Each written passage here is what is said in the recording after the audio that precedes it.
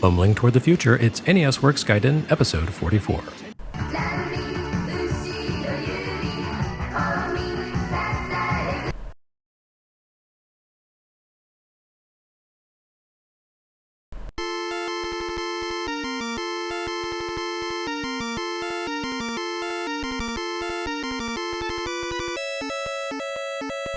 Sunsoft returns with another arcade conversion, and for the first time, you get a sense that this company might eventually ascend to the pinnacle of NES development. Super Arabian did not impress with its clumsy first-gen Nintendo antics, but Route 16 Turbo fares far better.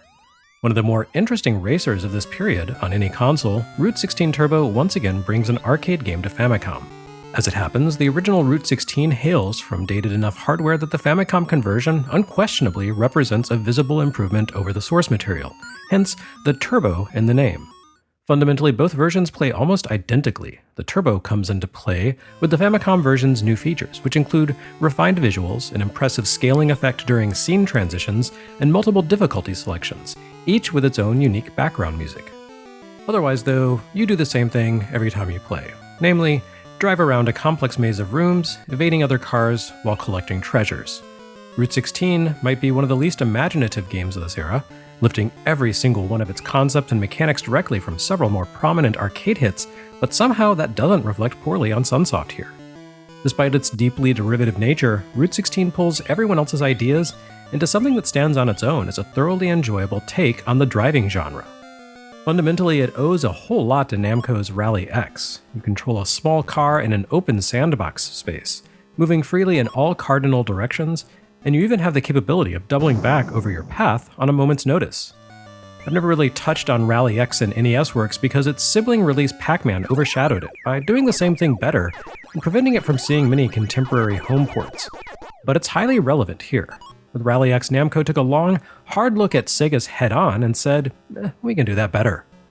Head-On, of course, presented players with a deeply limited gameplay proposition. Driving in concentric rings, passing over dots, and avoiding head-on collisions with other cars whose only purpose in life, death I suppose, is to smash fatally into you as you drive. Head-On was tough, but decidedly restricted in its design, giving players only two options for control: changing lanes at intersections and accelerating. Rally X opened things up, sending players into a huge open maze of corridors and walls, similar to Sega's own SG-1000 head-on follow-up Pac-Car, but even better. Rally X allowed players to move in all directions and greatly reduced the number of items they needed to collect, down from dozens and dozens of dots to a handful of rally flags. Rally X sat alongside Defender as one of the first games to place players in a virtual world that extended beyond the boundaries of the screen.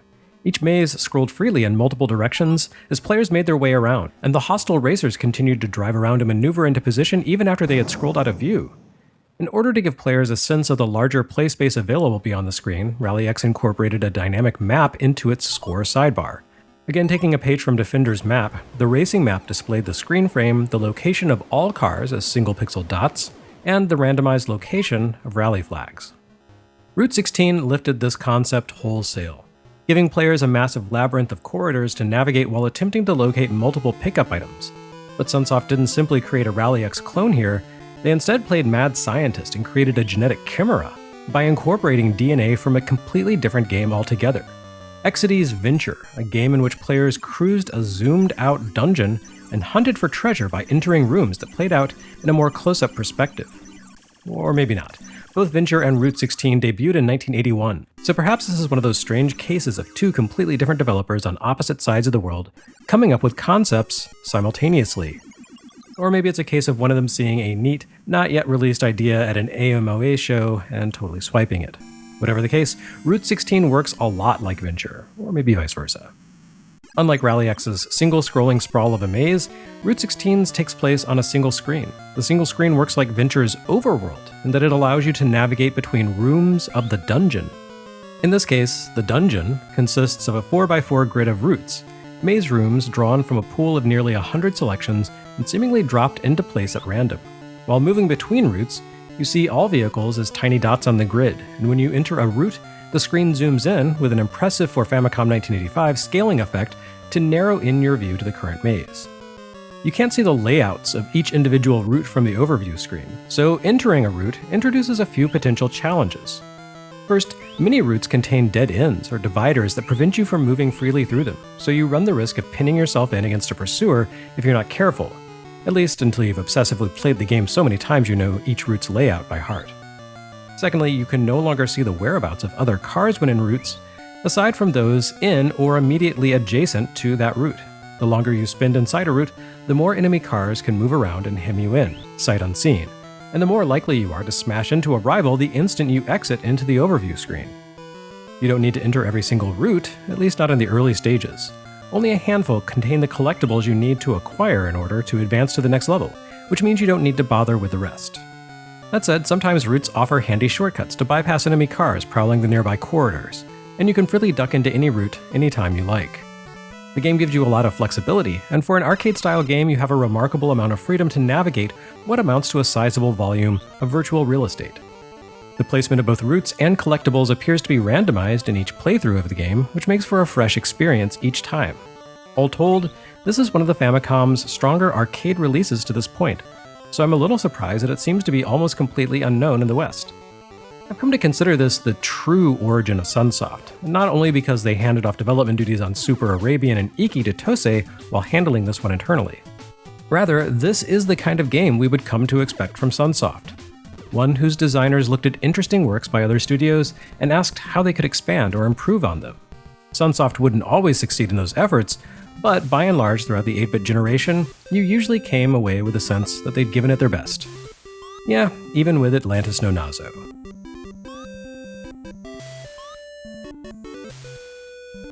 Meanwhile, Hudson's Challenger moves the needle on Famicom game design into the post-Super Mario era a little before Sunsoft, or really anyone else before Nintendo. This makes sense given that Hudson had a leg up on development for the platform. I'd argue that no one else in 1985 could have given us Challenger, easily the most ambitious Famicom release to date outside of Super Mario Bros. In hindsight, yeah, Challenger is a messy, unbalanced, cumbersome slog of a game that hints at some of the worst design choices that would benight the Famicom in the coming years. I do not love Challenger, or even like it, really. But I do respect it because, despite its many flaws, it does speak to the aspirational nature of this platform. Like Hudson's other Famicom projects from this era, Challenger adapts a home computer game licensed from a Western studio.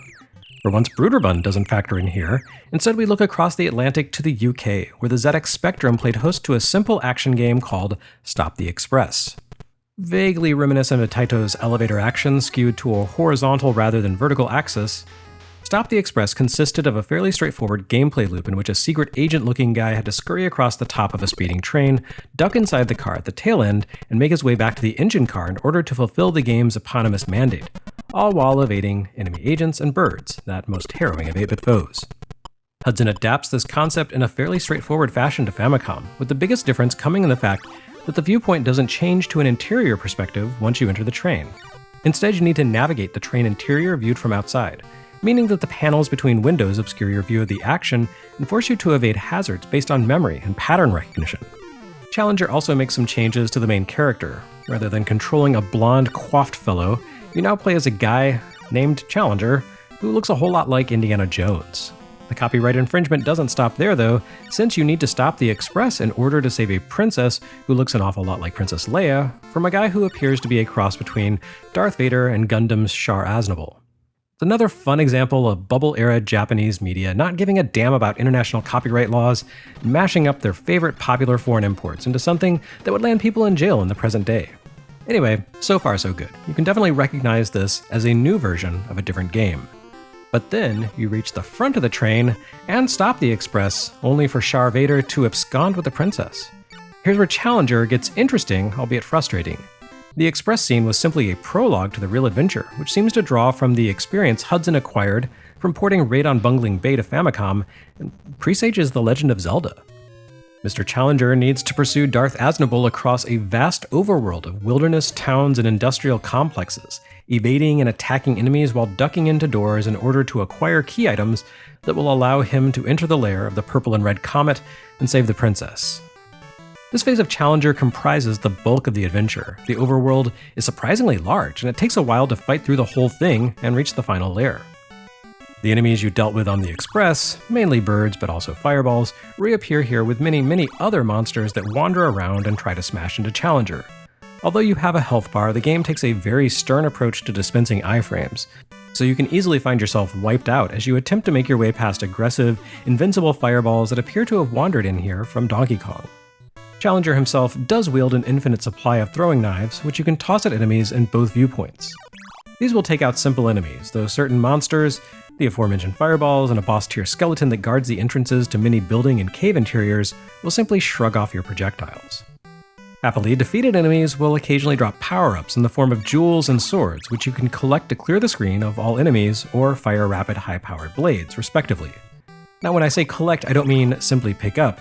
If you touch one of these power-ups, you'll take heavy damage. Instead, you have to shoot them to collect them, which is just the kind of thing this game does. This is a game where random entrances on the map are untelegraphed traps that instantly kill you, wasting one of your precious 3 lives. It's not a nice game or a fair game, but you can see Hudson pushing toward something here. The non-trap caves revert to the side view of the express phase, and Challenger must leap across a series of water spouts while avoiding jumping fireballs in order to collect key items on the opposite ledge.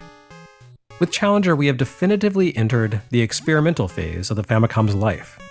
Here we see the first meaningful, albeit tentative, steps toward games like Bionic Commando and Castlevania 3, which adapt straightforward action concepts into beefier, more nuanced works that incorporate adventure and RPG elements without abandoning the core action focus that defines the console, and which work with the 2-button controller. Challenger does not revolutionize video gaming. It does not hold up well. But arriving immediately in the wake of Super Mario Bros., in a mere 3 days before the Famicom debuted on the global market as the NES, this really does feel like a momentous work. It's more significant for what it symbolizes than for what it accomplishes, but even so, you can see the future of NES gaming, video games as a whole, right here, for better and for worse. Nintendo Entertainment System.